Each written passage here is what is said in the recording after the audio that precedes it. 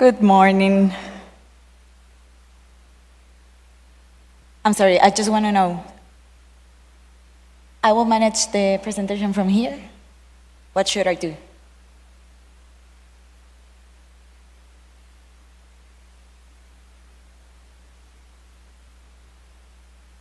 Okay, thank you very much. Excelentísimo señor presidente de la Corte Suprema de Justicia, Henry Alexander Mejía, y señores magistrados que nos acompañan. En camino está el señor presidente de la Asamblea Legislativa, el diputado Ernesto Castro, y también a mis colegas que están acá presentes. Buenos días. Señores diputados y diputadas de las asambleas legislativas y los congresos y parlamentos que nos acompañan, señor presidente del Foro Parlamentario de Inteligencia y Seguridad, Robert Pittinger, muchísimas gracias. Señor director de la Agencia Nacional de Desarrollo y Diseño de Nación, David Rivar. Excelentísimos señores presidentes, diputados y jefes de las delegaciones de los diferentes parlamentos, excelentísimos señores embajadores y honorables jefes de misiones diplomáticas acreditados en nuestro país, honorables señores de representantes de organismos internacionales que hoy nos acompañan, invitados especiales que participan en este foro parlamentario de inteligencia y seguridad, señoras y señores. Okay, I'm gonna switch right now, just because most of you speaks English. So my name is Suecy Callejas. I'm the vice president of the Legislative Assembly here in El Salvador, and for more than a decade, I've been working with the President Nayib Bukele in his team and the First Lady Gabriela de Bukele next to the President Ernesto Castro. So it is a privilege today to speak to the leaders from more than 22 countries across the world. So welcome to El Salvador, but I want to spill the tea with you about our history in El Salvador, so I'm going to switch again to Spanish. So, déjenme contarles una historia. Esta historia es sobre el país más pequeño de Latinoamérica, pero también el país más violento de este hemisferio, y de cómo pasó de tener 18 homicidios diarios, de matar a sus jóvenes y a sus mujeres, de extorsionar a sus emprendedores y de expulsar a más de 3 millones de salvadoreños, a convertirse en el segundo país más seguro de toda Latinoamérica. El milagro de seguridad que hoy está viviendo El Salvador ha sido producto de la gobernabilidad que el órgano legislativo está brindándole al órgano ejecutivo, pero también, y no vamos a ser negligentes en negar que esto realmente tiene que ver, bienvenido señor presidente Ernesto Castro, que esto también tiene que ver con una gran bendición de Dios y con el apoyo del pueblo salvadoreño. El milagro de la seguridad no ha sido un golpe de suerte, sino que se ha construido a través de 3 grandes pilares, que es la voluntad política de la nueva generación de funcionarios públicos, porque para cambiar tenemos que dejar de hacer las cosas como se hacían antes, y eso implica también una renovación de todos los funcionarios que están al frente de las instituciones del Estado. El segundo es el trabajo articulado para acelerar la refundación de este país, dejar de esperar, como bien lo mencionaba el señor presidente Ernesto Castro en sus palabras, dejar de esperar 15 años para discutir leyes que nunca llegaron a ver la luz. Y 3, un pueblo decidido. Y creo que esto es una de las cosas más importantes, que en las urnas el pueblo salvadoreño salió, nos dio su confianza, pero esa confianza va acompañada también de la responsabilidad de cambiar nuestro país. Por muchos años, El Salvador fue la capital del homicidio. Ya no me voy a detener mucho en esto porque ya el señor presidente Ernesto Castro y también el ministro Gustavo Villatoro hablaron de esto el día de ayer, pero 2015 fue un año terrible para nuestro país porque fue el más violento de nuestra historia y nosotros encabezábamos las listas de países más violentos del mundo sin estar en un conflicto armado, civil o sin estar en un conflicto de guerra. Simplemente las calles de El Salvador eran el escenario de la violencia social extrema, en donde los corruptos políticos de ese momento hacían los tratos y el pueblo salvadoreño ponía la sangre. En 2015 la tasa de homicidios por cada 100.000 habitantes fue de 106.3, mientras que, comparándolo con 2024, esta tasa bajó a 1.9. Además, en 2015 se registraron más de 6.656 homicidios y en 2024 se registraron 114 homicidios, de los cuales 112 fueron resueltos por las autoridades, teniendo una tasa de resolución, la corporación, es decir, la Policía Nacional Civil, de un 98.2% de efectividad en la resolución de los delitos, por supuesto acompañado esto del Ministerio Público. En agosto de 2015 morían un promedio de 30 salvadoreños por día.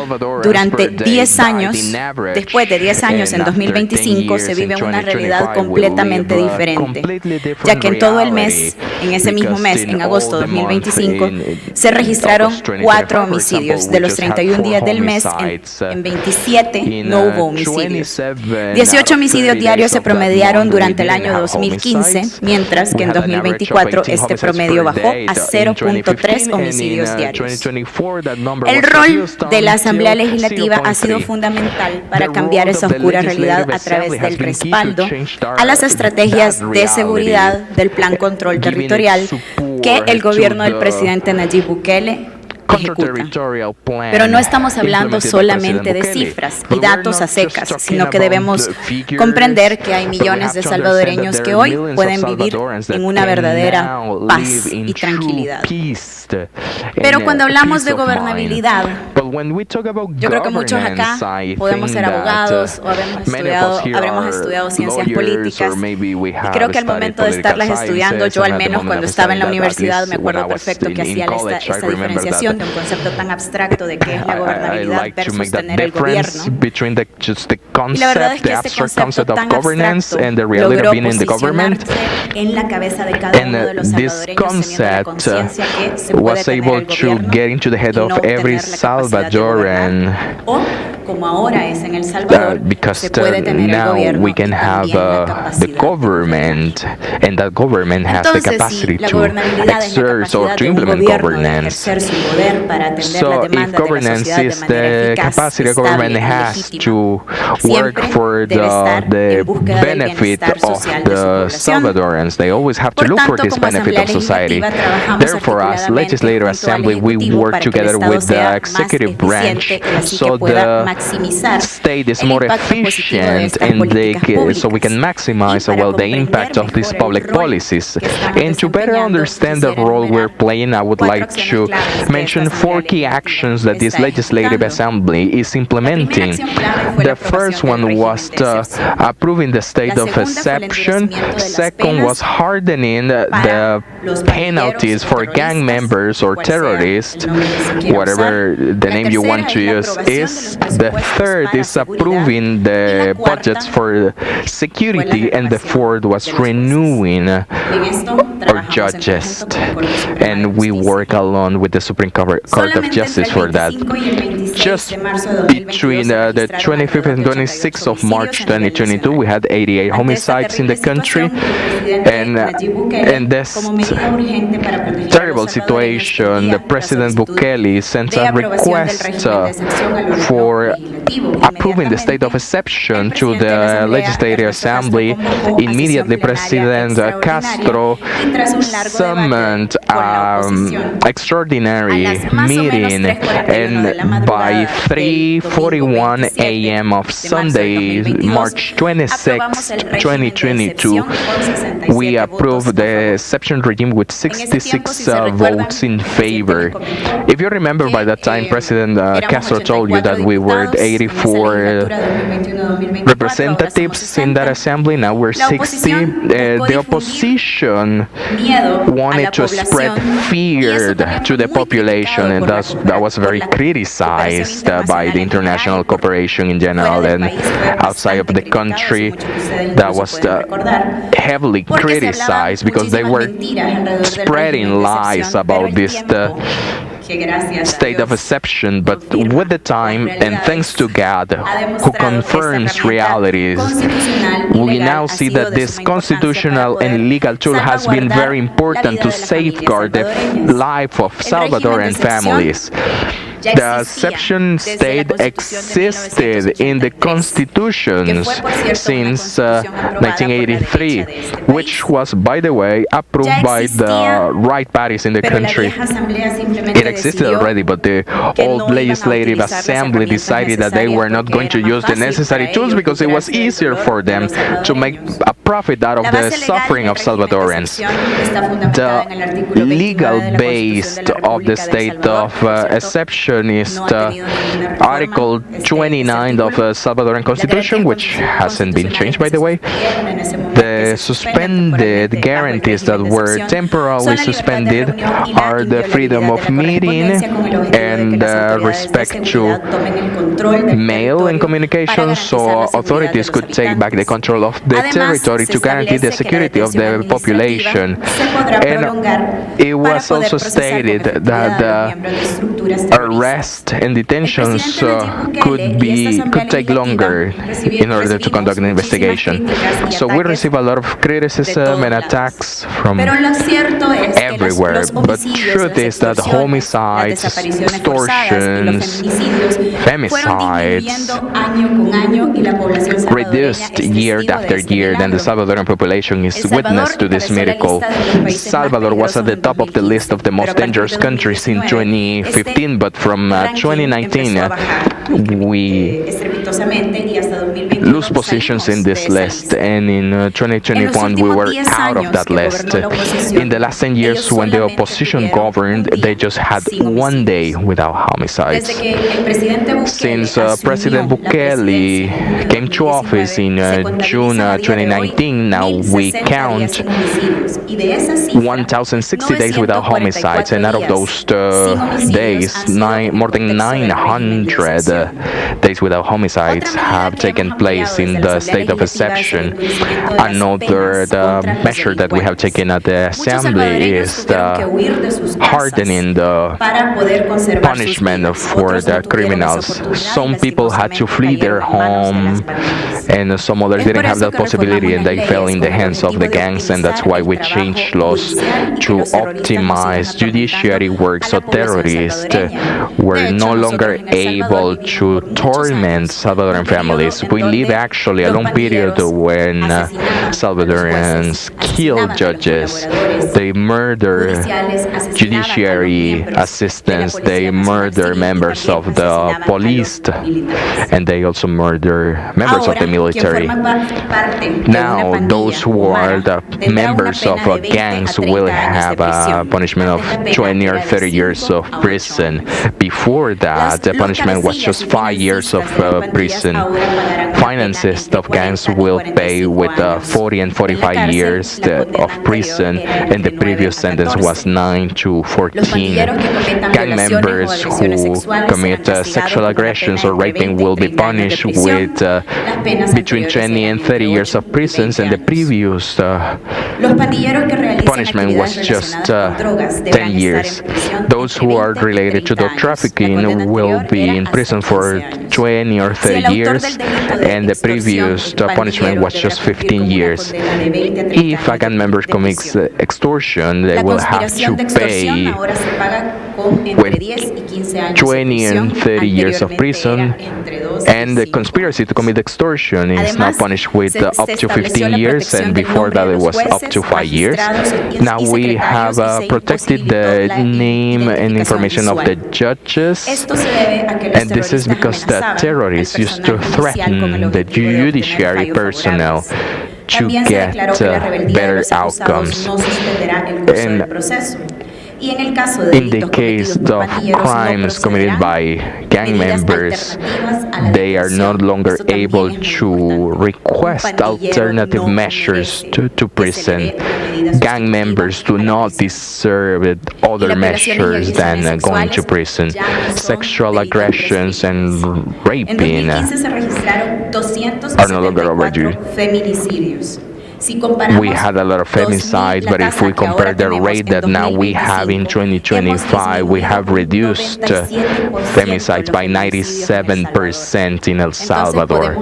So we can assured with the data that we went from being a country that just said that wanted to protect its women to a country that actually protects its women.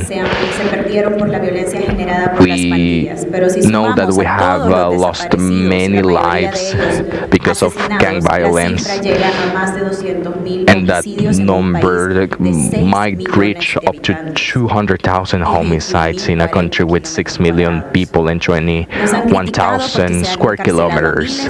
We have been criticized because we have put millions in jail, but thanks to that, millions of Salvadorans, we now live with freedom.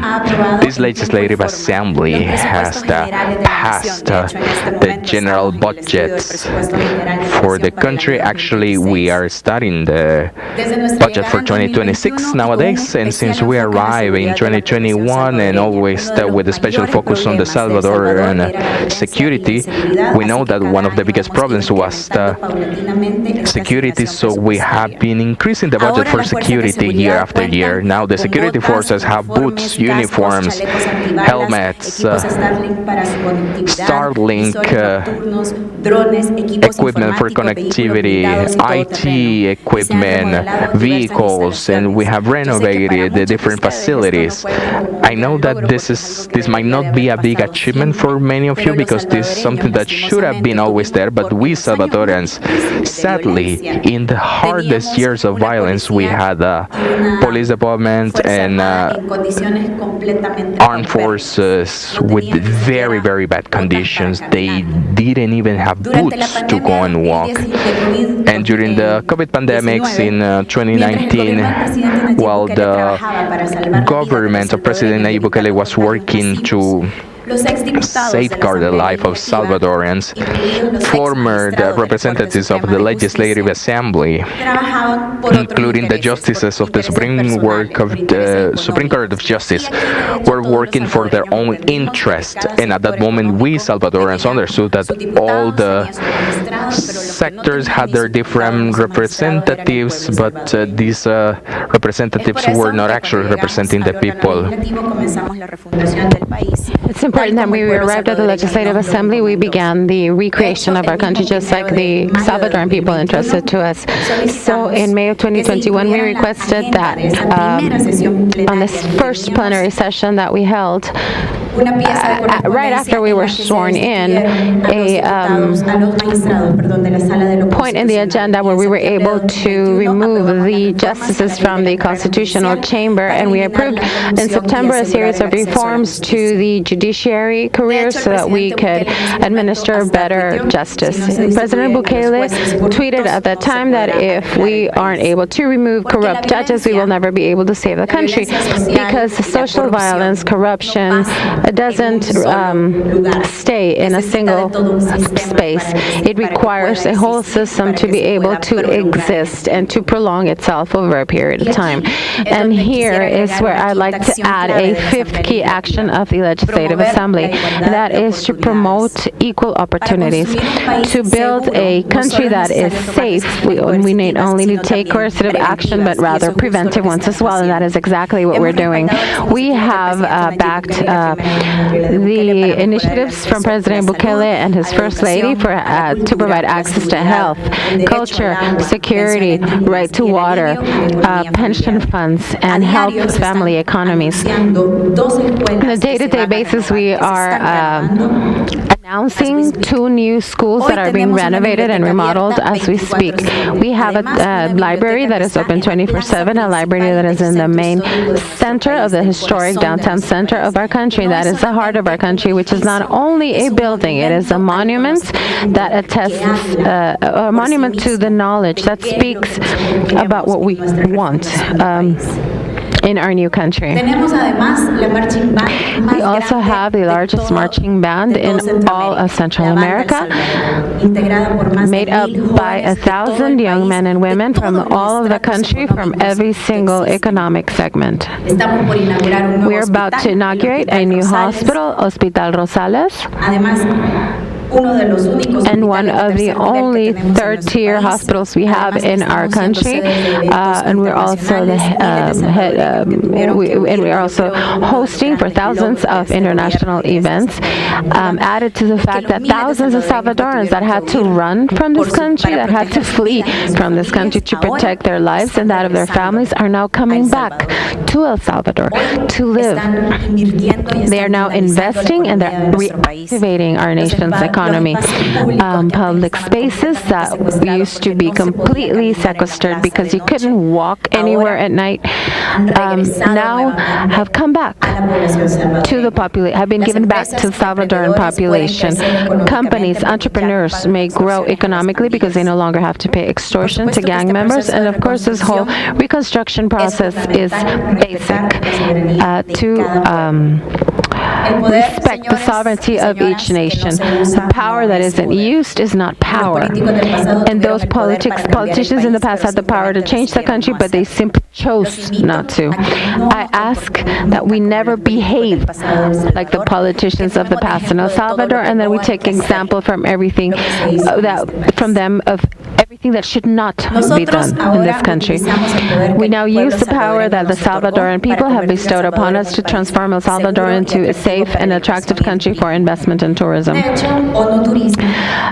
a matter of fact, UN Tourism said this year that El Salvador was placed in the second world place and the first in Latin America in touristic performance during 2024.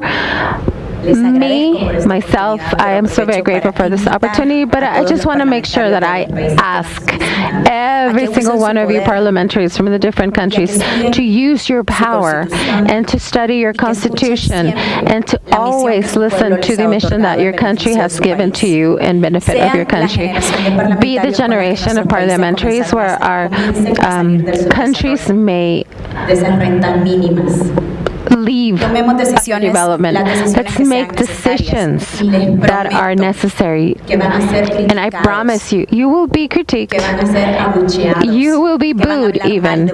They will speak ill of you even. I promise you that. But I can also promise you that what is worth more is the fact that the families of the countries you represent may live in peace and may be able to grow economically and may be able to do better. Study your laws, study your constitutions. We have managed to reduce homicides to 93% in our country in less than 5 years by using the rules of the game, changing them when it's been needed, but always supported by the Salvadorian people. We didn't come up with anything new in this legislative assembly. The difference is that we now have the will to change our country, and that is what is obvious. President Bukele and our First Lady entrusted several missions onto us. President Castro was entrusted with some things where we all helped. I was given other tasks. Well, of course, I've had support from my team, my great team of congressmen and women, and that is to take care of early childhood, of our children, of our families, of our adolescents, of our youth. We have backed initiatives proposed by our First Lady, the law of being born with care, growing together, and the Love Turned into Food Act to protect all Salvadorans from their early childhood and every phase of their lives. Because what worth it would it be if we begin to clean the territory of these criminals if we're not going to plant anything? El Salvador is a new country, and along with God and the Salvadoran people, we will continue to work so that this road is irreversible, so that we don't go back. We need to make sure that every single government agency is working together. The checks and balances thing that it means we should all be fighting against each other will not take our countries or not remove our countries from underdevelopment and violence. Lying is never going to do anybody any good. However, working together in a coordinated fashion does not mean corruption or even corruption money under the table. It just means that the state will be more assertive and will understand its population much better. To be able to change, you need a whole country with a willingness to do so. You need officials that are clear and that know that any time that we're sitting in that position, anytime we're in those offices, and anytime we're given a microphone and we're able to speak between ourselves and to the population is short. We don't have 15 years, to discuss laws and make decisions, because if we found all these laws collecting dust in desks. Ladies and gentlemen, we must be active. We must deliver. If this was a large corporation, a large private corporation, then we would not have time to think whether or not, we have time to update a product or not, or whether or not AI will be used or not, because another company would do so immediately, and that's what we owe to each of our nations, to our population, particularly in our case for Salvadorans. The time that we have is short, and we must work together on a single country goal that is larger than ourselves, even an objective that is larger than any political party that we represent. It is larger even than we ourselves can think. The objective is our country. That's our target, and for however short time we have in these chairs, we must deliver. I want to finish by saying that this government never sat down to negotiate with terrorists, with gang members. We never sat down on the same table with terrorists. This government stopped listening to any advice that was given that never worked throughout the decades. And sure, we were afraid. Every single one of us was scared. But also, thank the Lord, we found the bravery and the courage to do it our own way, to solve this problem of social structural violence. And I promise you, nobody knew how to do it. We didn't even know how to do it. I think that just many of us were just simply convinced that we needed. I think a lot of us just kind of started believing that, we just needed to wake up, pray to God, and hope that we didn't get killed somewhere along the day. And just we kind of had accepted that we needed to coexist with these criminals. Politicians in the past used their power, but not for good, not to change our country, and that's what we changed. And if each of you in your own countries changes that, I'm certain that the quality of life for each of your populations will improve. Never forget, we're doing this with the support of the Lord, but also with the support of a sovereign nation that has placed us where we are. Let us not be ungrateful, and let us deliver the work we can in whatever short time we have. Thank you. Thank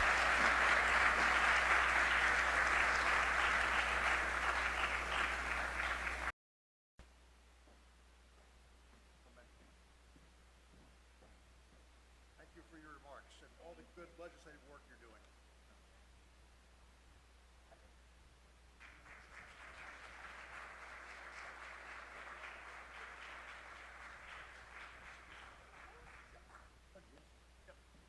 Solamente decirles que muchas gracias, señor presidente. Thank you so much. Thank you, Mr. President. Thank you for letting me be a part of this. Fabiola. Thank you. Madam Vice President, muchas gracias. Thanks again.